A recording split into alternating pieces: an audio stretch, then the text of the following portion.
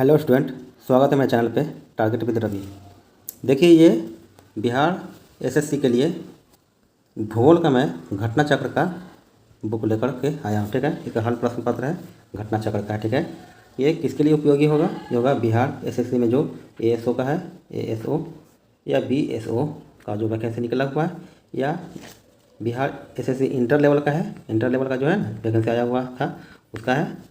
Plus में कोई भी एग्ज़ाम जिसमें जीके पूछा जाता है, ठीक है, जैसे रेलवे एनटीपीसी हो या कोई और भी अदर एग्ज़ाम भी हो, स्टेट एग्ज़ाम कोई भी हो या कोई भी एग्ज़ाम हो, ये जो जिसमें जीके पूछेगा, भूगोल से जो क्वेश्चन आएगा उसमें बिल्कुल उपयोग होगा। ठीक है, अभी जो बिहार जीविका का होने वाला है, तो उसमें बिहार परिचारी का जो इसमें होने वाला है उसके लिए मोस्ट इम्पोर्टेंट ये सेशन होने वाला है। ठीक है, घटना चक्र का ये हल प्रश्न पत्र है। ठीक है, या बीपीएससी हो, ठीक है, इसके लिए मोस्ट इम्पोर्टेंट होगा।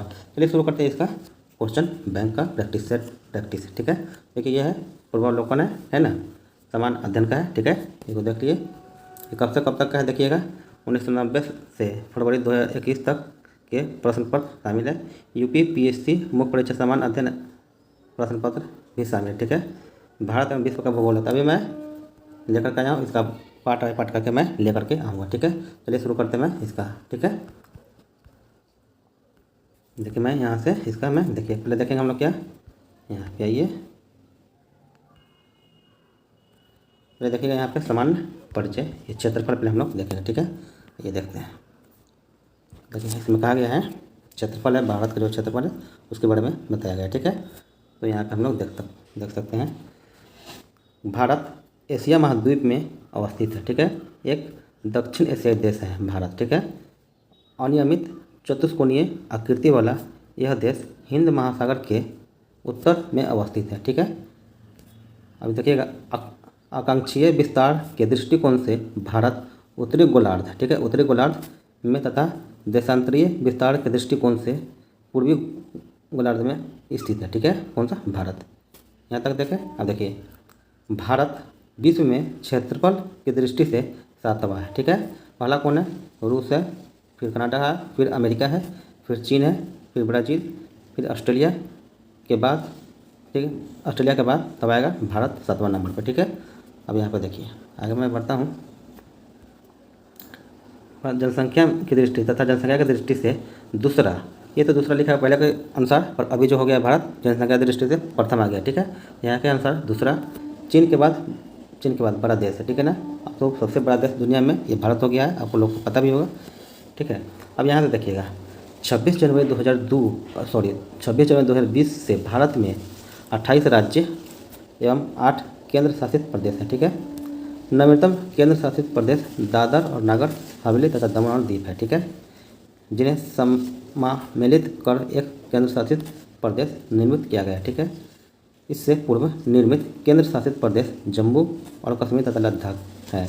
इसका निर्माण जम्मू और कश्मीर राज्य के पूर्ण गठन के पश्चात हुआ है। ठीक है, चलिए देखते हैं इसको आगे। अब ये सब मोस्ट इम्पोर्टेंट हो जाएगा। ठीक है, अब यहाँ से देखिएगा सॉरी, कहाँ से आ जाएगा मेरा? यहाँ से। ठीक है, भारत का कुल क्षेत्रफल, भारत का कितना क्षेत्रफल है? 32,87,263, ठीक है, वर्ग किलोमीटर है। ठीक है, जो संसार के समस्त क्षेत्रफल के स्थलीय भाग का लगभग 2.4% है। ठीक है, यहाँ तक समझ में आया? भारत में संपूर्ण विश्व की 17.5% जनसंख्या निवास कर रही है। ठीक है, समझ में आया? अब देखिए 2011 की जनगणना के अंतिम आंकड़ों के अनुसार भारत के मुख्य भूमि का विस्तार उत्तर से दक्षिण, ठीक है, उत्तर से दक्षिण का विस्तार कितना है? 3,214 किलोमीटर। ठीक है, उत्तर से दक्षिण का विस्तार है, तथा पूर्व से पश्चिम का विस्तार है 2,933 किलोमीटर। ठीक है, ये इंपॉर्टेंट रहेगा। ठीक है, ये अब यहाँ पे आइएगा, देखिए यहाँ देखिएगा भारत का कुल क्षेत्रफल 32,87,263 वर्ग किलोमीटर में गैर कानूनी ढंग से पाकिस्तान के कब्जे वाला 78,114 वर्ग किलोमीटर क्षेत्र पाकिस्तान द्वारा गैर कानूनी ढंग से चीन को दिया गया। ठीक है, देखिए अब यहाँ पे है 5,180 वर्ग किलोमीटर क्षेत्र तथा गैर कानूनी ढंग से चीन के कब्जे वाला 33,555 वर्ग किलोमीटर क्षेत्र शामिल है। ठीक, अब यहाँ देखिएगा वर्ष 2011 की जनगणना के अंतिम आंकड़ों के अनुसार गाँवों की संख्या 6,40,932 है, ठीक है, भारत में। अब देखिएगा आगे आगे क्या है, इसको देखते हैं। अब यहाँ से हमारा क्वेश्चन शुरू होता है, ठीक है। देखिए यहाँ से क्वेश्चन शुरू है, निम्नलिखित कथनों में से कौन से भारत के बारे में सही है, सही, ठीक है। उत्तर के चयन हेतु अधोलिखित पुट का उपयोग करें, ठीक है। यहाँ पे देखिएगा, अब यहाँ पे थोड़ा इसको मैं जूम आउट करता हूँ। देखिए ये हमारा क्वेश्चन है कि भारत, यहाँ पे जो आपको बनाना है ना, देखिएगा यहाँ पे भारत विश्व का 5वां सबसे बड़ा देश है। नहीं, भारत तो है 7वां सबसे बड़ा देश है, और हम लोग यहाँ पे पढ़े हैं, ये तो नहीं होगा, ठीक, ये नहीं होगा। ये स्थलमंडल के कुल क्षेत्रफल का लगभग 2.4% अधिकृत है।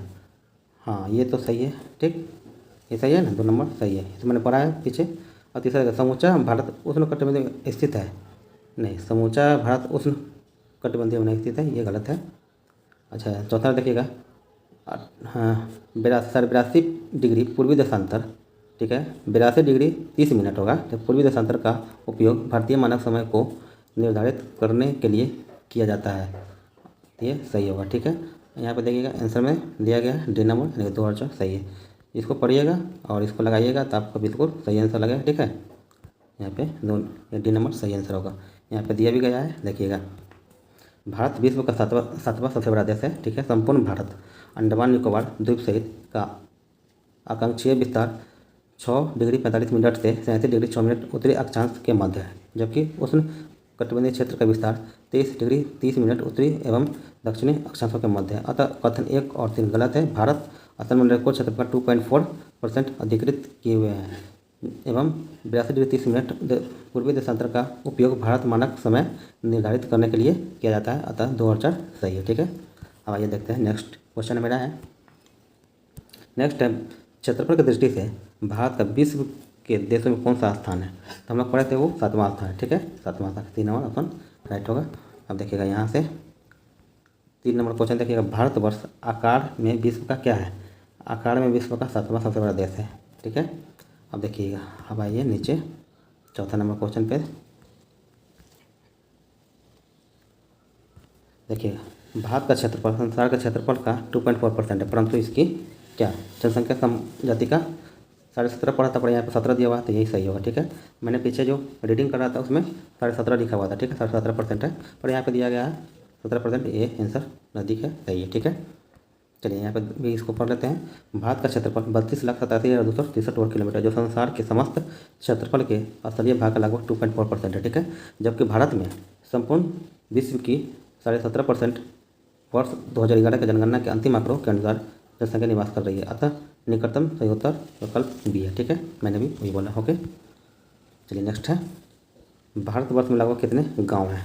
लगभग कितने गांव हैं, वहाँ पे हम लोग पढ़ा था कितना, 6,29,000 कुछ पढ़ा था, उधर है नहीं, इनमें से कोई नहीं, मान लीजिएगा, ठीक है।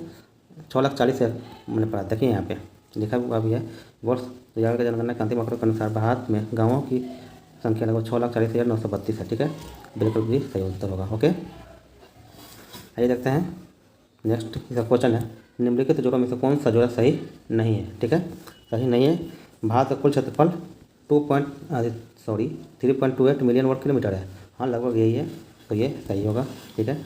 भारत का आकांक्षीय विस्तार 8 डिग्री 4 मिनट उत्तरी से 37 डिग्री 6 मिनट उत्तरी है, हाँ ये सही होगा, मैंने पीछे इसको पढ़ भी रखा हूँ, ठीक है।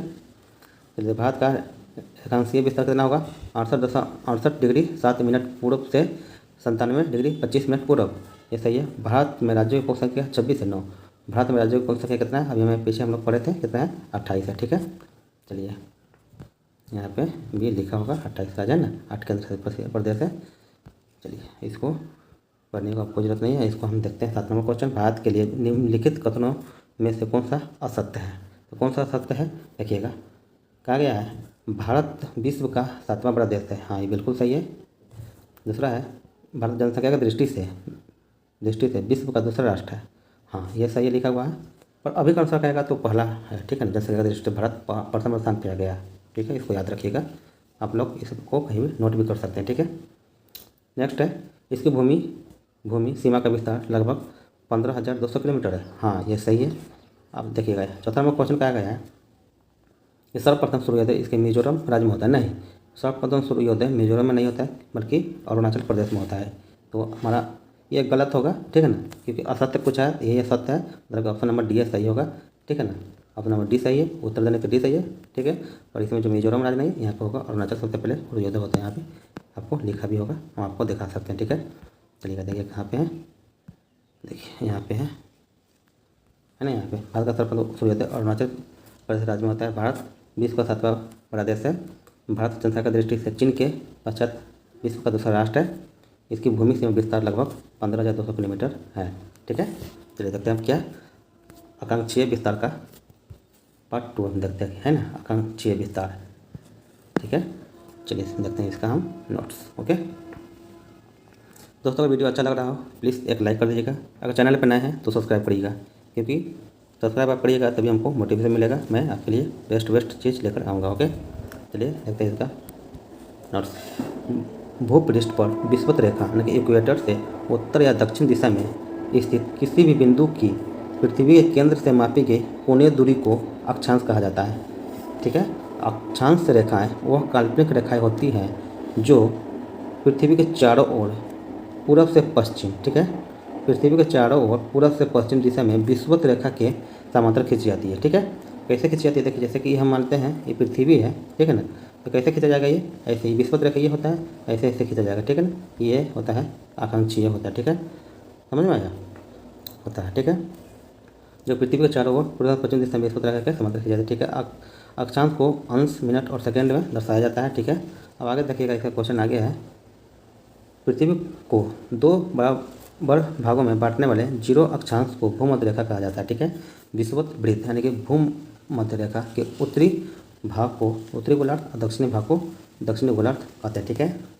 भूमध्य रेखा के उत्तर में स्थित अक्षांश रेखा को उत्तरी अक्षांश, ठीक है, रेखा, तथा भूमध्य रेखा के दक्षिण में स्थित अक्षांश रेखा को दक्षिण अक्षांश रेखा कहते हैं, ठीक है। यही हमने बता रहा था आपको, देखिए ये है, ये यहाँ पे देखिएगा, ये हो जाएगा आपका क्या, भूमध्य रेखा हो जाएगा। तो देखिए जब हम आप ये मानिएगा तो क्या होगा, ईस्ट होगा, ये वेस्ट होगा, ये नॉर्थ होगा, ये साउथ होता है ना, दिशा में लोग पढ़ते हैं ना रीजनिंग में, चाहे में दिशा पढ़ते हैं, ईस्ट वेस्ट नॉर्थ साउथ, ठीक है। इसको समझ के चलिए यहाँ पे देखिए पहले, तो इसको हम मानते हैं भूमध्य रेखा मानते हैं, विषुवत रेखा, ठीक है ना। इसके ये ऊपर वाला हो जाएगा उत्तरी अक्षांश, नीचे हो जाएगा दक्षिणी अक्षांश, ठीक है ना। ये देखिएगा दक्षिणी गोलार्ध में हो जाएगा, ठीक है ना, दक्षिणी गोलार्ध, ये हो जाएगा उत्तरी गोलार्ध बोला जा सकता है, ठीक है। अब यहाँ पे देखिएगा ये देशांतर में देखिएगा, ये देशांतर जो कि लाइन है ये है 0 डिग्री ग्रीनविच जिसको कहा जाता है, ठीक है ना, प्रधान या उत्तर रेखा, ठीक है। तो इसको इधर देखिएगा तो पश्चिमी देशांतर रेखा हो जाएगा, ये पूर्वी देशांतर रेखा हो जाएगा, ये बीच में होता है ग्रीन लाइन होता है, ठीक है। चलिए इसका मैं और भी कुछ बताता हूँ आगे, ओके। देखिएगा यदि अक्षांश रेखा को 1 डिग्री के अंतराल पर खींचा जाए, ठीक है, तो उत्तरी गोलार्ध में 89 यानी कि 89 अक्षांश रेखा तथा दक्षिणी गोलार्ध में 89 अक्षांश रेखाएं होगी, ठीक है। समझ में आया, नहीं आया समझ में, मैं बताता हूँ यहाँ पे देखिए। अक्षांश मतलब कहा गया है ये तो एक हो गया, एक डिग्री का बोला है ना, यहाँ पे ऐसे ऐसे ऐसे खींचिएगा ना, ये तो मेन हो गया। जैसे मैं कलर चेंज करता हूँ, जैसे कि ये हो जाएगा आपका इक्वेटर हो गया, तो ये मैंने मान लिया कि इक्वेटर हो गया, ठीक। अब देखिएगा यहाँ पे आइए पहले, अब यहाँ से खींचेगा ना, तो इधर से ही पूरा खींचेगा, तो ये 89 इधर से खींचाएगा, फिर 89 इधर से खींचाएगा, ठीक है, इसी को बोला गया, ओके। अब आगे आइए इसको यहाँ पे देखिए। इस प्रकार विषुवत वृत्त को लेकर अक्षांश रेखा की कुल संख्या 179, ठीक है, यानी कि 89 + 89 + 1 होगी। इन्हीं 2 समांतर अक्षांश रेखा की मध्य की दूरी 111 किलोमीटर होती है, ठीक है, समझ में आया। चलिए देखते हैं आगे। कोई भी अगर डाउट हो आप हमें कमेंट कर सकते हैं, मैं इसका जवाब दूंगा, सोल्यूशन दूंगा, ठीक है। अब देखिएगा भूपृष्ठ पर उत्तरी ध्रुव एवं दक्षिणी ध्रुव को मिलाने वाली काल्पनिक रेखा जो पृथ्वी को 2 बराबर भागों में बांटती है को प्रधान याम्योत्तर रेखा यानी कि ग्रीनविच मीन टाइम कहा जाता है। यह रेखा लंदन के ग्रीनविच शहर से गुजरती है। प्रधान याम्योत्तर रेखा को 0 डिग्री देशांतर भी कहा जाता है, ठीक है। यहाँ पे आगे देखिएगा, सब वीडियो में थोड़ा ये गड़बड़ी हो गया है, चलिए कोई दिक्कत ना है। यहाँ देखिए कहा जाता है, ठीक है, प्रधान याम्योत्तर के पूर्व एवं पश्चिम में उत्तरी ध्रुव एवं दक्षिणी ध्रुव को मिलाने वाली काल्पनिक रेखा को देशांतर रेखा कहा जाता है, ठीक है। देशांतर रेखाएं समांतर नहीं होती है, ठीक है। देशांतर रेखा समांतर नहीं होती, ध्रुवों से विषुवत रेखा की ओर आगे बढ़ने पर देशांतर रेखा के मध्य की दूरी बढ़ती जाती है, ठीक है। विषुवत रेखा पर देशांतर रेखाएं के बीच अधिकतम 111.33 यानी 33 किलोमीटर की दूरी होती है, ठीक है। लेकिन आगे देखते हैं। भारत पूर्णतः उत्तरी गोलार्ध में स्थित है, ठीक है। उत्तरी गोलार्ध में स्थित है। संपूर्ण भारत का आकांक्षीय विस्तार 6 डिग्री 45 सेकेंड उत्तरी अक्षांश से 37 डिग्री 6 मिनट उत्तरी अक्षांश के मध्य है, ठीक है। इसकी मुख्य भूमि 8 डिग्री 4 मिनट उत्तरी अक्षांश से 37 डिग्री 4 मिनट उत्तरी अक्षांश एवं 68 डिग्री 7 मिनट पूर्वी देशांतर से 97 डिग्री 25 मिनट पूर्वी देशांतर के मैथ फैली हुई है, ठीक है। उष्णकटिबंधीय क्षेत्र का विस्तार 23 डिग्री 30 मिनट उत्तरी एवं दक्षिणी अक्षांशों के मध्य है। अतः भारत का विस्तार उष्ण एवं उपोष्ण दोनों कटिबंधों में है, ठीक है। ये आगे यहाँ पे देखते हैं। ध्यातव्य है कि निम्न अक्षांश 0 से उच्च अक्षांश 90 डिग्री की ओर जाने पर दिन और रात की अवधि में अंतर आता है, ठीक है। उत्तरी गोलार्ध में अक्षांश का प्रभाव दक्षिण से उत्तर की ओर दिन और रात की अवधि पर पड़ता है, ठीक है। अब इसका हम लोग क्वेश्चन लगा लेते हैं, ओके।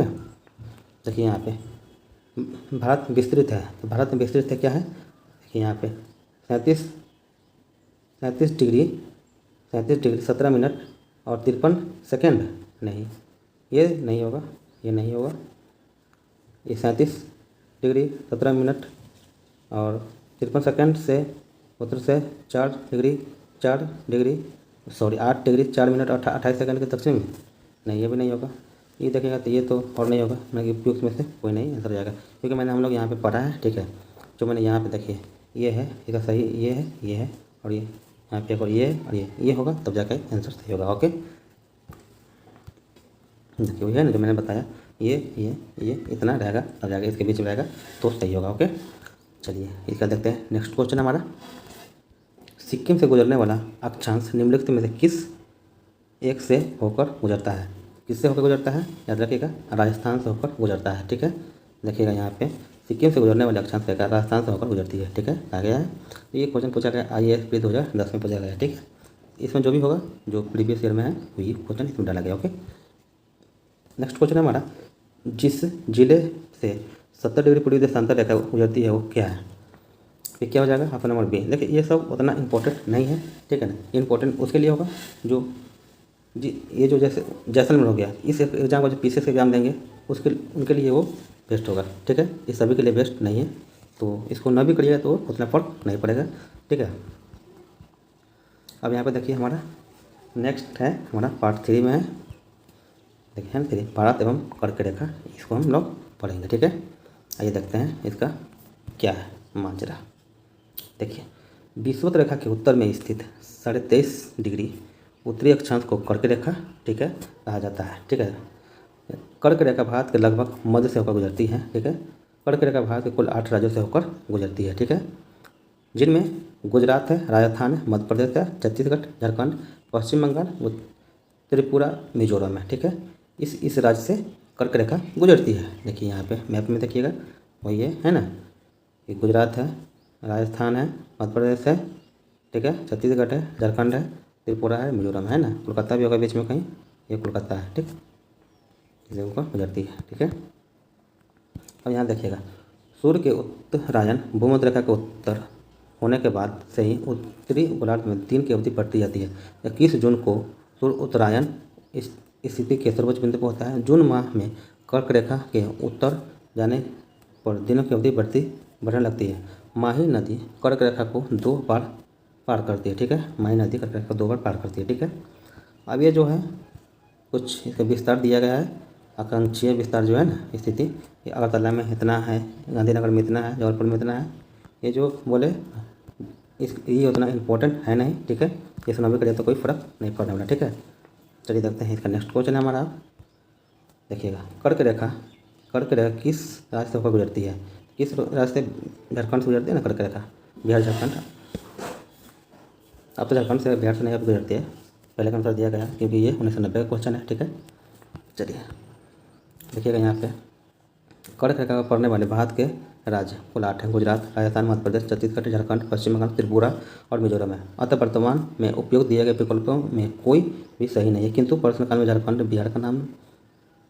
बिहार का ही भाग था, अतः तत्कालीन परिस्थिति में विकल्प भी सही था। ठीक है, चलिए नेक्स्ट है हमारा, ये है मिलान करने वाला क्वेश्चन है। देखिएगा, देखिए मिलान करना नहीं है, मतलब कि देख कर्क रेखा निम्नलिखित में किन राज्यों से गुजरती है। देखिए किन किन राज्यों से गुजरती है ये हमको देखना है। देखिए कर्क रेखा गुजरात से गुजरती है, हैं, छत्तीसगढ़ गुजरती है, झारखंड से गुजरती है, यानी कि 1 2 4 यहाँ पे ए नंबर में। ठीक है, चलिए देखिएगा नेक्स्ट क्वेश्चन हमारा, कर्क रेखा गुजरती है, कहाँ से गुजरती है। देखिएगा मध्य प्रदेश से गुजरती है, त्रिपुरा से गुजरती है, मिजोरम से गुजरती है, यानी कि इन सभी से। ठीक है, 8 राज्यों से गुजरती है ना, गुजरात, राजस्थान, हैं, छत्तीसगढ़, मध्य प्रदेश, हैं, हो गया, फिर पश्चिम बंगाल हो जाएगा, त्रिपुरा, मिजोरम, झारखंड है ना, ये सबसे होता है। ठीक है, अब ये नेक्स्ट पे, कितने भारतीय प्रदेशों से होकर कर्क रेखा गुजरती है। अभी हम लोग पढ़े ना 8। ठीक है, कितना 8 यहाँ बता दिया हुआ 8 हो गए। आइए देखते हैं नेक्स्ट क्वेश्चन है इसका, भारत का एक राज्य जिससे होकर कर्क रेखा गुजरती है, तो कौन सा हो जाएगा, यहाँ पे जाएगा झारखंड। ठीक है, ये भी ये 2011 का क्वेश्चन है, वहाँ पे हम लोग देखे जो बिहार लिखा हुआ था वो 1990 का क्वेश्चन था, 1990 में बिहार झारखंड एक ही था। ओके, तो आइए देखते हैं नेक्स्ट क्वेश्चन इसका। देखिएगा यहाँ से, निम्नलिखित में से किस राज्य से कर्क रेखा नहीं गुजरती है। देखिएगा त्रिपुरा से गुजरती है, छत्तीसगढ़ से गुजरती है, मिजोरम से गुजरती है, ये मणिपुर से नहीं गुजरती है, तो ऑप्शन नंबर सी सही होगा। ठीक है, अब देखिएगा यहाँ पे, निम्नलिखित नगरों में कौन कर्क रेखा के निकटतम दूरी पर स्थित है। अब दो, ये जो अभी हमने बताया कि इतना इम्पोर्टेंट है नहीं, इसको सिर्फ ऐसा देख लीजिए कि ऑप्शन नंबर ये बी सही है। ठीक है, बाकी ये इतना इम्पोर्टेंट है नहीं। ठीक है, बाकी ये आपको जो मैंने बताया ये आपको याद करना पड़ेगा, तब जाके वो बनेगा। ठीक है, और एग्जाम के लिए इम्पोर्टेंट नहीं होता है। ठीक है, चलिए, निम्न नगरों में कौन सा कर्क रेखा के निकट है, तो कौन हो जाएगा, ये कोलकाता हो जाएगा। चलिए देखते हैं नेक्स्ट क्वेश्चन यहाँ पे है, कौन सा महत्वपूर्ण अक्षांश भारत के 2 लगभग बराबर भागों में विभाजित करती है, तो क्या हो जाएगा, ये 37 डिग्री उत्तरी अक्षांश। ठीक है, आइए देखते हैं नेक्स्ट क्वेश्चन हमारा है 10 नंबर, निम्नलिखित में कौन सा भारतीय राज्य कर्क रेखा के उत्तर में स्थित है, क्या हो जाएगा, ऑप्शन नंबर बी होगा। ठीक है, आप लोग भी लगाइएगा। ठीक है ना, कि आप क्वेश्चन कर रहे हैं और वहाँ पे मैं पढ़ के बता रहा हूँ, आप क्वेश्चन कर रहे हैं, तब बताइए कि आपका कितना सही हो रहा है। ठीक है, कमेंट जरूर करिए कि आप जो अपना से बना रहे हैं उसमें कितना सही हो रहा है। ओके, देखिएगा, जून माह में निम्न स्थानों में से कहाँ पर दिन की अवधि अधिकतम होगी, कहाँ पे होगी, ये दिल्ली में होगी। ठीक है, दिल्ली में। देखिए यहाँ पे है कुछ इसका फैक्ट है, सूर्य के उत्तरायण भूमध्य रेखा के उत्तर होने के बाद से ही उत्तरी गोलार्ध में दिनों की अवधि बढ़ती जाती है। ठीक है, 21 जून को सूर्य उत्तरायण स्थिति के सर्व बिंदु पर होता है। इस माह में कर्क रेखा से उत्तर जाने पर दिनों की अवधि बढ़ने लगती है। दिल्ली की स्थिति उपयुक्त विकर्ण सबसे उत्तर, अतः यहाँ दिन की अवधि सबसे अधिकतम होगी। ठीक है, आइए देखते हैं नेक्स्ट है इसका क्वेश्चन, निम्नलिखित में से कौन सा शहर कर्क रेखा के सबसे निकट से, तो कौन आ जाएगा, जबलपुर हो जाएगा। ठीक है, क्या जबलपुर होगा।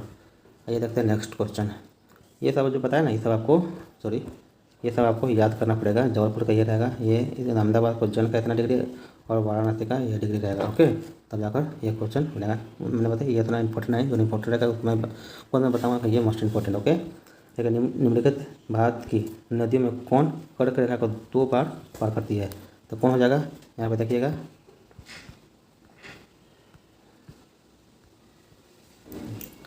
सॉरी इधर ये जगह माही नदी होगा। ठीक है ना, यहाँ पे माही नदी है। चलिए यहाँ पे देखिए, यहाँ पे आइए, देखिए यहाँ पे 6 नंबर क्वेश्चन है, निम्नलिखित में, ये 6 नंबर क्वेश्चन है, ये देखते हैं, निम्नलिखित में से किस राज्य से कर्क रेखा नहीं गुजरती है, तो कहाँ से, मणिपुर से। ये शायद हम लोग कर लिए ना, मैं तो शायद कर लिया इसको। हाँ, चलिए हम दूसरा देखते हैं कि नहीं।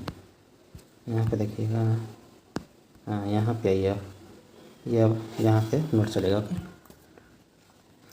अब देखिए हम लोग क्या देखेंगे, अब यहाँ पे मानक समय का चलेगा सेशन, मानक समय का। ठीक है, ये देखते हैं, भारत का प्रमाणिक मध्याह्न रेखा अथवा भारतीय मानक समय यानी कि IST 82.5 डिग्री पूर्वी देशांतर से लिया गया है। ठीक है, यह देशांतर रेखा इलाहाबाद, वर्तमान में प्रयागराज, मिर्ज़ापुर आदि स्थानों से होकर गुजरती है। ठीक है, कौन सा, IST यानी कि भारतीय मानक समय। ठीक है, भारतीय मानक समय की IST मतलब इंडियन स्टैंडर्ड टाइम ग्रीनविच मध्य यानी कि GMT ग्रीनविच मीन टाइम से 5.5 घंटा आगे है। ठीक है, कौन सा IST। ओके, आइए नेक्स्ट देखते हैं। नेक्स्ट नहीं मतलब आगे ध्यातव्य है कि विश्व के देशों द्वारा आपसी सहमति के अंतर्गत मानक यामात्रा को 7.5 डिग्री 30 मिनट देशांतर के गुणक पर चुना जाता है। ठीक है, भारत में बृहद आकांक्षीय विस्तार के कारण गुजरात से अरुणाचल प्रदेश के स्थानीय समय में लगभग 2 घंटों का अंतर पाया जाता है। ठीक है, कहाँ से? गुजरात से अरुणाचल प्रदेश में। ठीक है, क्योंकि अरुणाचल प्रदेश सबसे पूर्वी में है और वो जो है सबसे पश्चिमी में है, तो दोनों के बीच में 2 घंटे का अंतर पाया जाता है। ठीक है, अब देखिएगा यहाँ पे अंतर पाया जाता है। अतः प्रशासनिक एवं अन्य कार्यों में कठिनाई से बचने हेतु 82.5 डिग्री पूर्व यामियोत्तर देशांतर को भारत का मानक यामियोत्तर चुना गया है। ठीक है, अब आइए इसका देखते हैं इसका क्या माजरा है। ओके, 82.5 डिग्री जो मैंने बताया ना, देखिए यहाँ पे देखिए ये है ना, यही इसी को कहा जाता है पूर्वी देशांतर रेखा। ये है ना, ये जो लाइन है, मैं तो 13 लाइन हो गया है, कोई दिक्कत है ना, यही इलाहाबाद से गुजरती है। ठीक है, अब आगे इसका देखिएगा। देखिए भारतीय मानक समय की यामियोत्तर रेखा उत्तर प्रदेश, मध्य प्रदेश, छत्तीसगढ़, उड़ीसा, आंध्र प्रदेश कुल 5 राज्यों से होकर गुजरती है। कहाँ कौन कौन सा है? भारतीय मानक समय कहाँ कहाँ से गुजरती है एक बार ध्यान से देखिए। कहाँ से? उत्तर प्रदेश, मध्य प्रदेश, छत्तीसगढ़, उड़ीसा, ठीक है, फिर आंध्र प्रदेश कुल 5 राज्यों से होकर गुजरती है। ठीक है, अब यहाँ पे इसका देखते हैं क्वेश्चन। इसका क्वेश्चन नहीं है, इसका और क्या है? प्रधान यामियोत्तर यानी कि 0 डिग्री के पूर्व एवं पश्चिम दोनों ओर 180 डिग्री तक देशांतर रेखा होती है तथा कुल मिलाकर 360 डिग्री तक होती है। ठीक है, सभी देशांतर रेखाएं पृथ्वी को बराबर भागों में विभाजित करती है, इसलिए इन सभी को महान वृत्त यानी ग्रेट सर्कल कहा जाता है। ठीक है, ग्रीनविच या प्रधान यामियोत्तर रेखा के पूर्व में 180 डिग्री तक सभी देशांतर को पूर्वी देशांतर एवं पश्चिम की ओर स्थित 180 डिग्री तक सभी देशांतर को पश्चिमी देशांतर कहा जाता है। ठीक है, अब देखिएगा आगे यहाँ से पृथ्वी 24 घंटे यानी कि 1440 मिनट में 360 डिग्री घूम जाती है। ठीक है, तथा कुछ देशांतर रेखाओं की संख्या 360 डिग्री है। अतः एक देशांतर घूमने में पृथ्वी को 4 मिनट यानी कि इसको 1440 को 360 से भाग देंगे तो 4 मिनट आएगा लगता है। इस प्रकार प्रत्येक 15 मिनट देशांतर पर 1 घंटे का समय का अंतर होता है। ठीक है, आइए नेक्स्ट। सूर्य पूर्व में उदित होता है। ठीक है, एवं पृथ्वी पश्चिम से पूर्व अपनी दूरी पर पश्चिम से पूर्व अपनी दूरी पर घूम रही है। अतः 0 डिग्री यानी प्रथम यामियोत्तर से पूर्व की ओर जाने पर समय GMT से आगे और पश्चिम की ओर जाने पर समय GMT के पीछे रहता है। ठीक है, यहाँ पे देखिएगा 0 डिग्री से 180 डिग्री पूर्व जाने पर 12 घंटे की अवधि लगती है। ठीक है, एवं यह ग्रीनविच समय से 12 घंटे आगे रहता है। इसी प्रकार 0 डिग्री से 180 डिग्री की ओर जाने पर ग्रीनविच समय में 12 घंटे पीछे समय मिलता है। ठीक है, अब यहाँ देखिएगा 180 डिग्री पूर्व एवं 180 डिग्री पश्चिम देशांतर में कुल 24 घंटे अर्थात दिन और रात का अंतर पाया जाता है। ठीक है, भूपृष्ठ पर 180 डिग्री पूर्व में पश्चिम यामियोत्तर के लगभग 7 स्तर खंडों को छोड़ते हुए निर्धारित की गई कल्पना रेखा अंतर्राष्ट्रीय तिथि रेखा यानी कि इंटरनेशनल डेट लाइन कहलाता है। ठीक है, अब ये इसका क्वेश्चन कर लेते हैं हम लोग। ओके, क्वेश्चन उत्तर है यहाँ पे देखिएगा। जब भारतीय मानक समय के यामियोत्तर पर अर्धरात्रि है, एक स्थान पर सुबह का 6 बजता है, उस स्थान की अवस्थिति जिस यामियोत्तर पर है वो क्या है? तो क्या हो जाएगा? ये 172 यानी कि 172 डिग्री पूर्व होगा। ठीक है, आइए देखते हैं नेक्स्ट क्वेश्चन हमारा। देखिए यहाँ पे आइएगा, जब भारतीय मानक समय के यामियोत्तर पर अर्धरात्रि है, एक स्थान पर सुबह 6 बजता है, तो वह स्थान भारत से पूर्व में होगा, क्योंकि पूर्व में सुबह सबसे पहले होती है। 6 घंटे के अंतराल पर उनके यामियोत्तर के बीच 15 डिग्री गुने 6 यानी कि 90 डिग्री, ठीक है, का अंतर होगा। 15 डिग्री में 1 घंटे का अंतर होता है। भारत का मानक समय 82.5 डिग्री यामियोत्तर है, अतः वह स्थान 82.5 डिग्री प्लस में 90 डिग्री प्लस में 82.5 डिग्री बराबर है 172 डिग्री पूर्व होगा। ठीक है, चलिए ये हम लोग देख लिए। अब ये देखिए यहाँ पे आइएगा, गुजरात के सबसे पश्चिमी गांव और अरुणाचल प्रदेश के सबसे पूर्वी छोर पर स्थित बलांग के समय में कितने घंटे का अंतर होता है? अंतर होगा। ठीक है, अंतर होगा तो क्या हो जाएगा? 2 घंटे का अंतर होता है। ठीक है, 2 घंटे का अंतर क्यों होता है यहाँ पर हम लोग देख लेते हैं। ठीक है, देखिएगा गुजरात के देशांतरीय विस्तार 68 डिग्री 4 मिनट पूर्व से 74 डिग्री 4 मिनट देशांतर के मध्य है। अरुणाचल प्रदेश का देशांतरी विस्तार 91 डिग्री 30 मिनट पूर्व से लेकर 97 डिग्री 30 मिनट पूर्व अतः गुजरात के पश्चिम एवं अरुणाचल प्रदेश के पूर्वी छोर के मध्य देशांतरीय अंतर 97 डिग्री 30 मिनट से 68 डिग्री 4 मिनट यानी कि 29 मिनट 24 मिनट है, चूँकि एक देशांतर या 4 मिनट का अंतर होता है, इसलिए 29 डिग्री 24 मिनट गुने 4 लगभग 118 मिनट, लगभग 2 घंटे का अंतर होगा। ठीक है, अंतर होगा। आइए देखते हैं इसका अगला क्वेश्चन। नियम पत्र में विचार कीजिए। ठीक है, और यहाँ विचार करिएगा। देखिएगा, जबलपुर की देशांतर रेखा इंदौर व भोपाल की देशांतर रेखा के बीच है। के बीच है? नहीं। औरंगाबाद का अक्षांश बड़ौदा पुणे के अक्षांश के बीच है, ये सही होगा। ठीक है, बेंगलुरु की स्थिति चेन्नई की स्थिति का दक्षिणावर्त होगा, ये सही, यानी कि ऑप्शन नंबर सी सही होगा। ओके, सी सही है। ये से जो ना बोला ना, ये सोचना इंपॉर्टेंट है नहीं, आप सिर्फ क्वेश्चन इसका देखते चलिए। ठीक है, यहाँ तो इसको लगा दीजिएगा, कोई दिक्कत नहीं है। ओके, निम्नलिखित में से कौन सा शहर भारतीय मानक समय यानी कि IST देशांतर के निकटतम है? तो कौन सा हो जाएगा? यहाँ देखिएगा, ऑप्शन नंबर ए जाएगा। यहाँ पे ए कहाँ पे है? देखिए यहाँ पे ऑप्शन नंबर ए है, रीवा ही है। ठीक है, चलिए अब आइएगा यहाँ पे 5 नंबर क्वेश्चन पे। यहाँ देखिएगा, यदि भारतीय मानक समय के अनुसार पूर्वाह्न के 10 बजे है तो 92 डिग्री पूर्व देशांतर पर शिलोंग का स्थानीय समय क्या होगा? तो क्या होगा? 10:38 पूर्वाह्न। ओके, इसको आप देख सकते हैं। देखते हैं नेक्स्ट क्वेश्चन इसका। यदि भारतीय मानक समय या मध्याह्न है तो 120 डिग्री पूर्वी देशांतर पर स्थानीय समय क्या होगा? तो क्या होगा?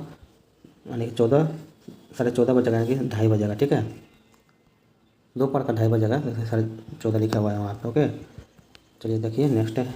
भारतीय मानक समय की या मात्रा नहीं गुजरती है, कहाँ से नहीं गुजरती है? महाराष्ट्र से नहीं गुजरती है, आंध्र प्रदेश, छत्तीसगढ़, उत्तर प्रदेश गुजरती है। हम लोग पीछे पढ़ चुके हैं। ठीक है, इसलिए आंसर होगा क्या? महाराष्ट्र होगा। चलिए देखते हैं इसका नेक्स्ट क्वेश्चन है। नेक्स्ट क्वेश्चन देखिएगा। देखिए यहाँ पे भारतीय मानक समय की देशांतर रेखा 82 डिग्री किस नगर से होकर गुजरती है? क्या होगा? इलाहाबाद से होकर गुजरती है। ठीक है, ये देखते हैं नेक्स्ट इसका क्वेश्चन। निम्नलिखित देशांतरों में कौन सा भारत की प्रमाणिक मध्याह्न रेखा है? क्या हो जाएगा? 82 डिग्री पूर्वी। ठीक है, ये देखते हैं नेक्स्ट क्वेश्चन। उसको आप अगर सही से पढ़ लीजिए, जो उसका जो थ्योरी लिखा हुआ है, तो आप क्वेश्चन लगाने में कोई दिक्कत नहीं होगा, क्वेश्चन लगा सकते बिल्कुल आसानी से। ठीक है, भारतीय मानक समय निम्नलिखित में से किसके समय से लिया गया है? तो किसके समय से? इलाहाबाद के नैनी से लिया गया है। ठीक है, अभी प्रयागराज हो गया है, याद रखिएगा। ठीक है, भारतीय मानक समय यानी कि IST एवं ग्रीनविच समय GMT अंतर कितना पाया जाता है? तो क्या है? 5.5 डिग्री। ठीक है, प्लस में। ओके, ये देखिए नेक्स्ट हमारा, यदि अरुणाचल प्रदेश में तीरप में सूर्योदय 5 बजे IST होता है तो गुजरात के कांडला में सूर्योदय किस समय होगा? तो कितना बजे होगा? याद रखिएगा, ये हो जाएगा आपका, इसका इतना ही है। ऐसे यहाँ पे जो आंसर होगा, आंसर तो नहीं है। चलिए, ये था हमारा क्या, भूगोल का हमने पूर्वावलोकन करवाया था, किसका? घटना चक्र का। ठीक है दोस्तों, आप लोग का अगर घटना चक्र का ये पूर्वावलोकन था, अवलोकन था। ठीक है, अगर आप लोग का सपोर्ट रहा तो मैं आगे और मैं सेशन आता रहूँगा। ठीक है, क्योंकि आप इसको ऐसे भी देख भी लेते हैं तो आपके माइंड में वो चलते रहेगा। डेली का मैं अगर 10 पेज कराता हूँ तो मैं सोचिए मैं 1 महीना कराऊँगा तो सारा 1 महीने के 15 से 20 दिन में पूरा ये खत्म हो जाएगा। फिर मैं हिस्ट्री लाऊंगा, ज्योग्राफी हो जाएगा, हिस्ट्री लाऊंगा, फिर पॉलिटी लाऊंगा, ऐसे में लाता हूँ। आप लोग को सपोर्ट करिएगा तो, क्योंकि ये जो है ना, ऐसा में क्वेश्चन आपका जो BPSC जो टीचर होगा, BPSC टीचर होगा, जो TRE 4 आने वाला उसके लिए, प्लस में BPSC जो होता है SDM इस जो बनने के लिए BPSC, उसके लिए भी उपयोगी है। प्लस में जो अभी ASO का आया हुआ है BSSC की तरफ से, उसके लिए, प्लस में BSO का आया है उसके लिए भी उपयोगी है। प्लस में AEDO का जो वैकेंसी आया हुआ है उसके लिए भी मस्ट इंपॉर्टेंट होने वाला है ये सेशन। प्लस में रेलवे के लिए भी इंपॉर्टेंट होगा, जिसमें GK पूछा जाता है, जैसे कि NTPC हो गया, अदर और भी एग्जाम। ठीक है, तो आप लोग इस सेशन को अगर जितना भी बढ़िया सपोर्ट करिएगा तो मैं लाऊंगा। अगर वीडियो अच्छा लगा हो एक लाइक करके, और सब्सक्राइब नहीं किया तो सब्सक्राइब कर सकते हैं। ठीक है, मेरी वीडियो को यहीं पे समाप्त करता हूँ, फिर मिलेंगे नेक्स्ट वीडियो, तब तक के लिए धन्यवाद।